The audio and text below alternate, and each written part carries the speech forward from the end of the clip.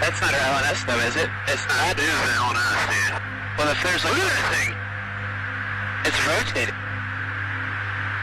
Now, if you paid attention to these congressional UAP UFO hearings that we've had recently over the last few years, one of the things that is being cited constantly, I mean multiple times every year, sometimes every other week, is that there are UAP or UFO sightings around military installations, around military sites, around nuclear installations or nuclear sites around the world, especially ones the United States kind of runs.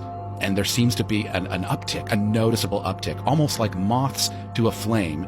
UAPs or UFOs seem to be attracted to military sites around the world. I'm not just talking about military barracks. I'm talking about military shipyards and nuclear sites that are peppered around the world. And I think that dovetails presciently into the messaging of the day the Earth stood still. We need to be peaceful as a species, or we might face destruction. And I think that's very prescient. I think that's a message in 1951 that's very much ahead of its time.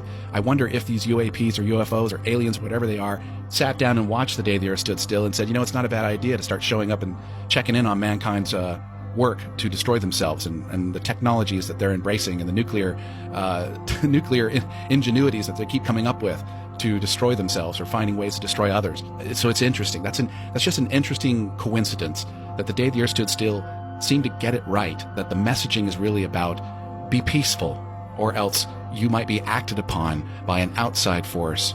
If you're not going to be peaceful, we will remove the threat. And so that was kind of menacing. But it was a film very much that sent a message of the importance of being peaceful in a time of so much uncertainty. And that's definitely 1951. And that is the day the Earth stood still.